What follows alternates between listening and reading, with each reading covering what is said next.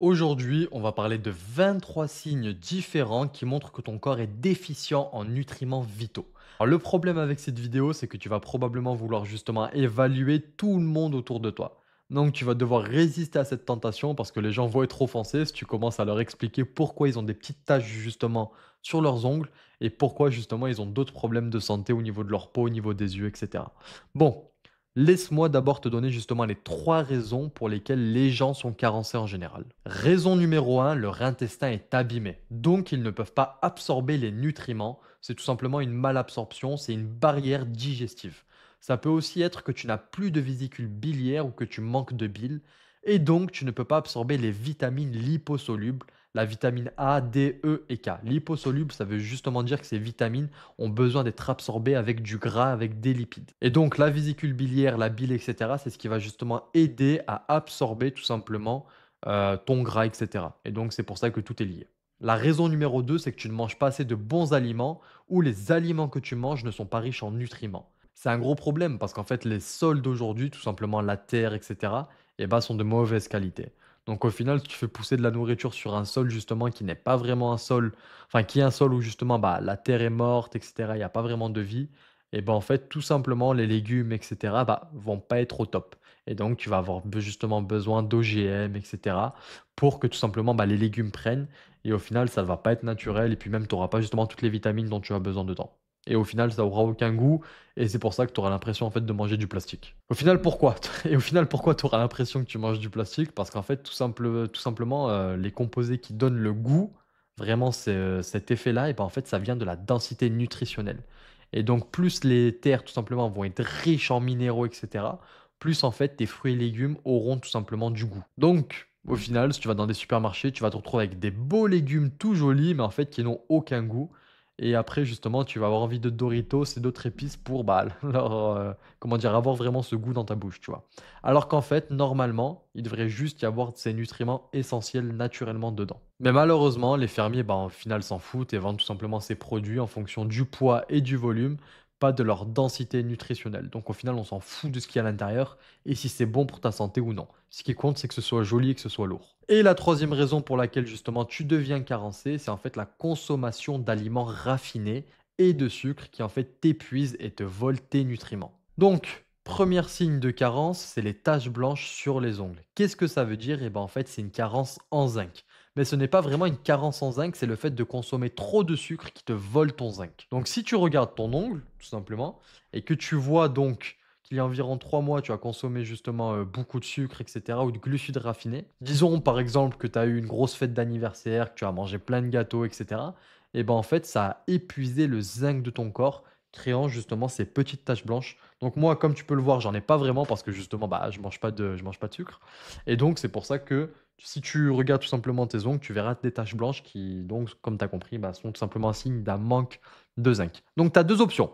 C'est soit tu arrêtes de manger du sucre, ou tout simplement tu manges plus de zinc. Deuxièmement, la peau grasse, c'était mon problème avant justement, et c'est pour ça que donc j'ai découvert l'aspect cétogène. Bref, je te donne ça comme ça. Mais c'est généralement justement un problème avec les glandes sébacées de ton corps qui produisent quelque chose qu'on appelle le sébum, qui est donc une huile. Et ça arrive généralement quand tu as un déséquilibre et quand tu produis trop d'androgènes. C'est donc l'hormone masculine, donc liée à ta testostérone. Et donc, au final, un nutriment clé vraiment pour réguler les androgènes, c'est le zinc. Et la peau grasse peut être grandement améliorée donc si tu consommes, si tu commences à prendre justement des oligo-éléments, donc du zinc.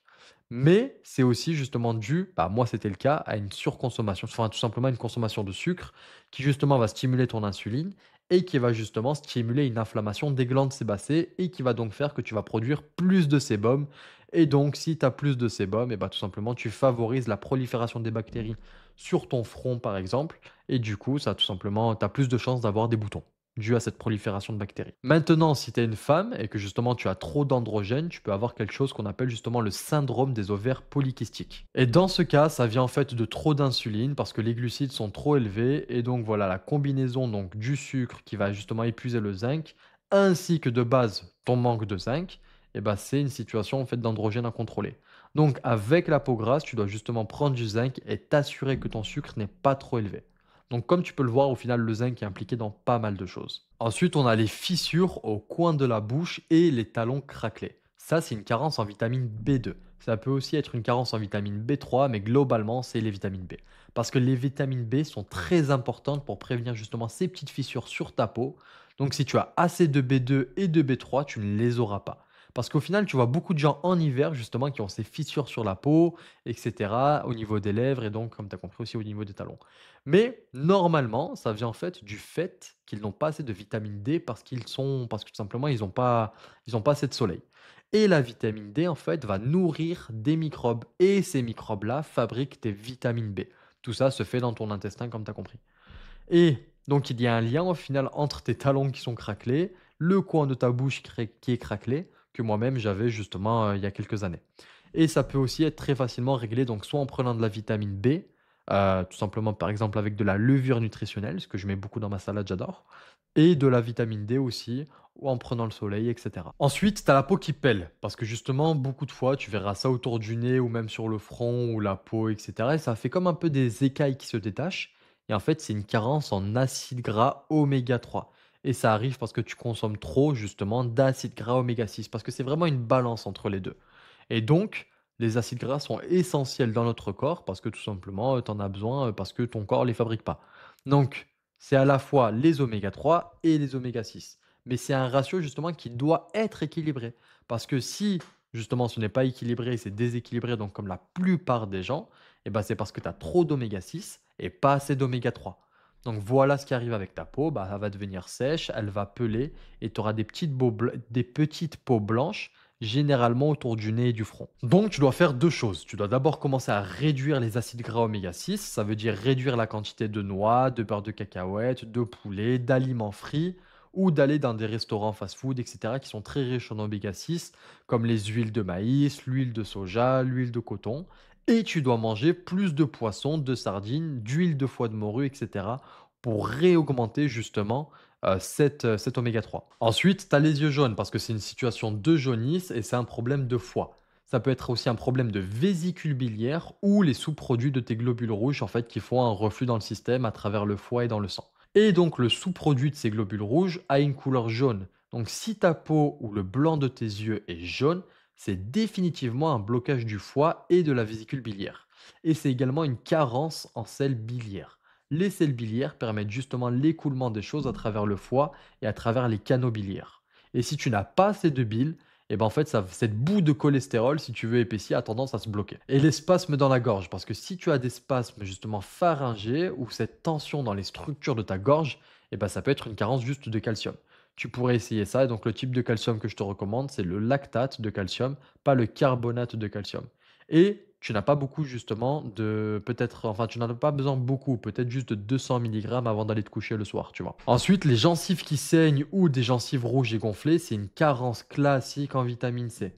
Et en autre terme, bah, justement cette vitamine C subclinique ou une version très légère du scorbut. Maintenant, dans le complexe de vitamine C, en fait, tu as différentes parties. Et une partie, c'est la vitamine P, qui sont les bioflavonoïdes. Et ils ne les appellent plus vraiment vitamine P aujourd'hui.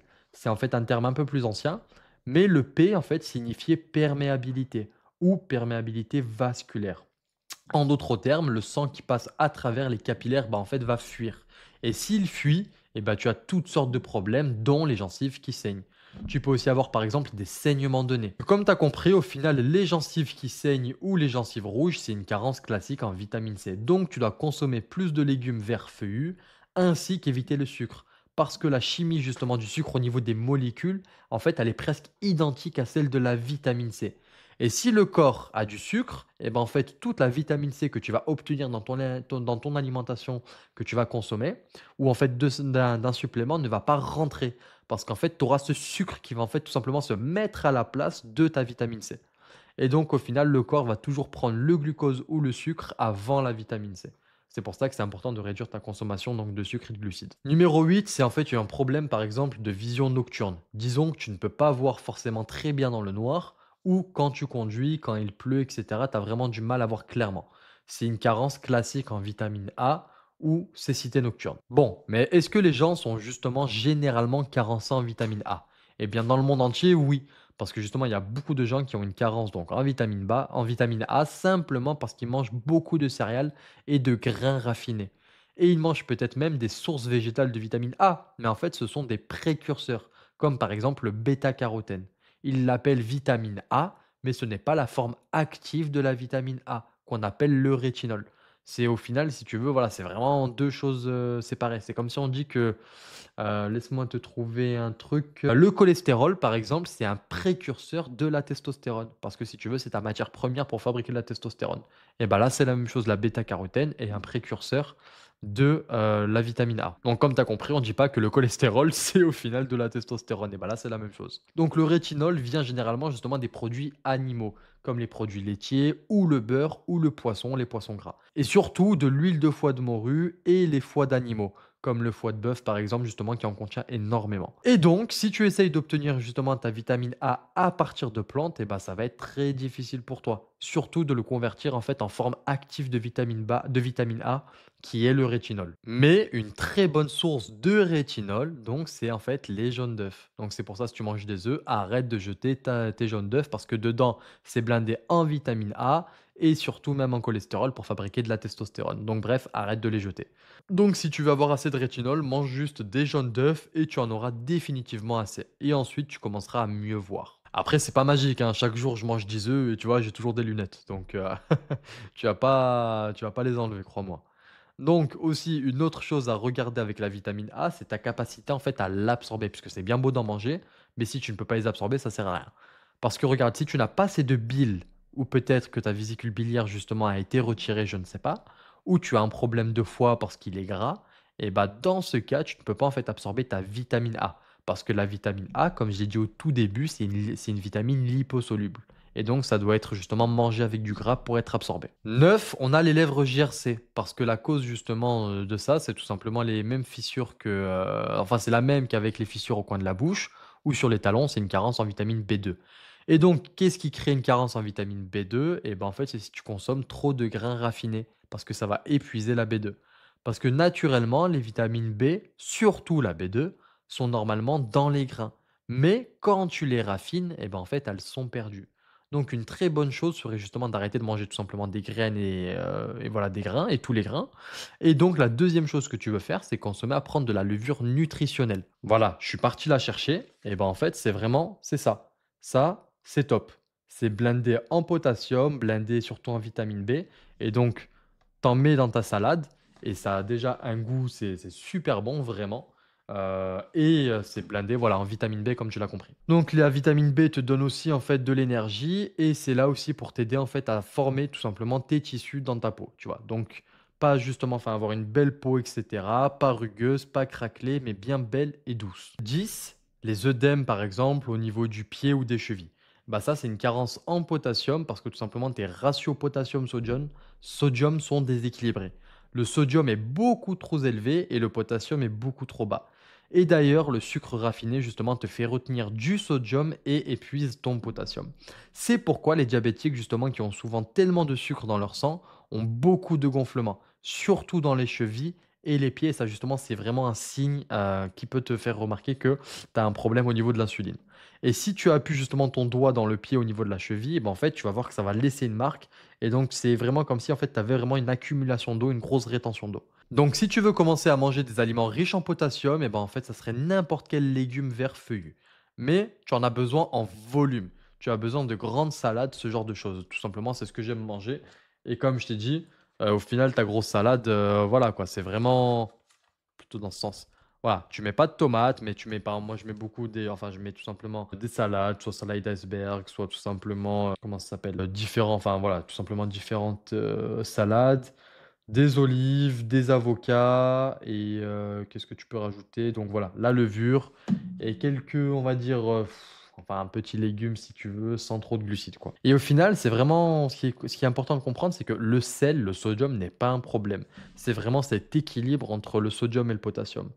Donc, tu pourrais aussi te dire, bah, je vais prendre des électrolytes pour justement remplir ce potassium et voilà, pallier des potentielles carences. Oui, tu peux, et je le fais également. Alors, numéro 11, ça va être bizarre, mais si tu as envie de manger de la glace, tu as envie vraiment de mâcher tout simplement des glaçons, et ben en fait, il y a de très fortes chances que tu sois déficient en fer. On voit ça chez les enfants ou même chez les femmes, justement, pendant leur menstruation, lorsqu'elles perdent justement beaucoup de sang et du fer, et en fait, elles deviennent anémiques, donc elles perdent tout leur fer dans leur sang.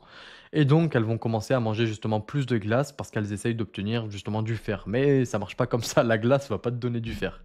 Donc, tu vas quand même rester carencé. Et donc, oui, c'est très bizarre, mais voilà, c'est vraiment un signe que tu es anémique. Donc, l'une des meilleures sources de fer dont tu as besoin, c'est la viande rouge. Tu peux en obtenir la meilleure source, c'est tout simplement avec le foie de bœuf. Ensuite, les angines ou les douleurs thoraciques, c'est là où en fait le cœur se crispe et ton cœur justement a une crampe. Et généralement, c'est référé dans le bras gauche et c'est en fait une carence classique en vitamine E.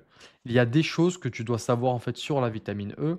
Ce qui crée généralement une carence, c'est les grains raffinés comme les pâtes, les pains, les céréales et voilà.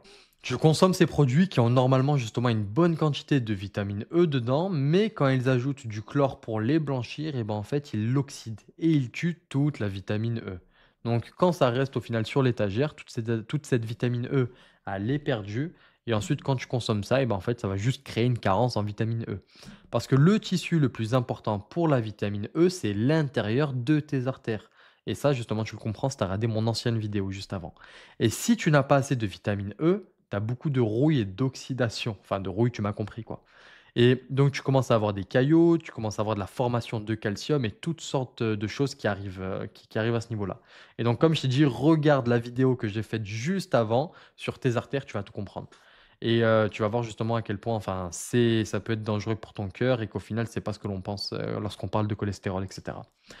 Donc la vitamine E est très importante et la meilleure façon de prévenir une carence en vitamine E, c'est d'arrêter tout simplement les grains raffinés, donc les glucides. Donc si tu veux une très bonne source de vitamine E, je prendrais tout simplement. Et donc les crampes dans les jambes ou dans les mollets, c'est une carence en magnésium. Et où est-ce que tu obtiens du magnésium? Eh bien, c'est en fait au cœur de la chlorophylle. Où est-ce que tu obtiens de la chlorophylle? Eh bien, en fait, c'est des plantes vertes. Donc encore une fois, on revient à cette grosse salade là qui est... Bref, t'as compris? À cette grosse salade et dedans, il y a également du potassium, de la chlorophylle et d'autres choses. Mais quand tu as des crampes dans les jambes, il y a de fortes chances que justement tu manques aussi donc de magnésium. Donc tu en as besoin de plus et généralement donc si tu consommes, si tu augmentes vraiment ta consommation, même s'il faut prendre par exemple des compléments, etc. Mais pour le magnésium, le seul vrai magnésium qui est utile, c'est le bicyglinate. Les autres, tu vas pas vraiment pouvoir correctement les absorber, donc c'est un peu inutile. Tu vas dépenser ton argent pour rien. Mais voilà, c'est vraiment ce qui va t'aider. Ensuite, si tu te sens irritable, tu réfléchis trop la nuit avant d'aller dormir, tu es nerveux, tu es sous tension ou même grincheux ou en colère, et ben ça, je l'ai vraiment vécu pour te dire. Quand je te dis je l'ai vécu pour te dire, c'est-à-dire que je savais pas d'où ça venait. J'avais fait des recherches, j'ai vu que justement, bah, je vais te dire d'où ça vient, c'est de la vitamine B1, c'est une carence en vitamine B1. Ce que j'ai instantanément fait, c'est que je suis parti tout simplement prendre des compléments en vitamine B1 à la pharmacie. Mais du coup, ça part. Mais au final, en fait, t'as pas besoin de prendre des compléments en pharmacie. Tu prends cette bonne vieille levure là, magnifique, et c'est blindé en vitamine B1 également. Donc, justement, ça va vraiment te calmer. Tu vas voir que tu vas être moins irritable, tu vas être plus calme. Et c'est fou comment, surtout au niveau des cauchemars. Si tu es quelqu'un qui fait justement beaucoup de cauchemars où ça t'arrive, ça peut être fou dit comme ça, mais c'est vraiment la vitamine B1. C'est la vitamine B1, fais tes recherches et tu verras. Et donc voilà, ça va te calmer, tu vas te sentir beaucoup mieux. Parce qu'au final, quand tu veux aller dormir et que tu commences à essayer de résoudre tous les problèmes de ta vie ou même du monde entier, et qu'au final tu fais des insomnies à cause de ça, je suis passé par là et oui, c'est pas top. Ça, je l'ai vécu, c'est une zone justement dans la tension, enfin, c'est genre une tension dans ta zone du trapèze droit, ici en fait. Et en gros, d'où ça vient, c'est en fait, si tu veux, ta vésicule biliaire, en fait, c'est un manque de sel biliaire, un manque de bile. Et ça m'est arrivé comment? Ça m'est arrivé en fait le jour où je sais pas pourquoi, j'avais fait des shakers et cetera et en gros, en fait, j'avais consommé plus de 300-400 grammes d'amandes. Donc c'est énorme parce qu'en gros, dis-toi, du coup, à ce moment-là alors je n'étais pas habitué en fait à manger autant de lipides et c'est surtout par rapport en fait aux lectines qu'il y a dans les amandes et cetera et en fait, ça a fait une inflammation si tu veux et j'avais consommé tellement du coup de lipides d'un coup que bref, j'ai eu si tu veux en fait un manque de sel biliaire et donc, en gros, si tu veux, je vais avoir en fait une inflammation. En fait, il y a un petit nerf, si tu veux, sous ta cage thoracique qui s'appelle le nerf phrénique. Et en fait, ça va monter sur tout le côté droit ici. Et en gros, si tu veux, voilà, ça va être un peu une sorte d'inflammation. Et donc, tu vas avoir mal ici, tu vas être tout tendu là, tu vois, au niveau des trapèzes.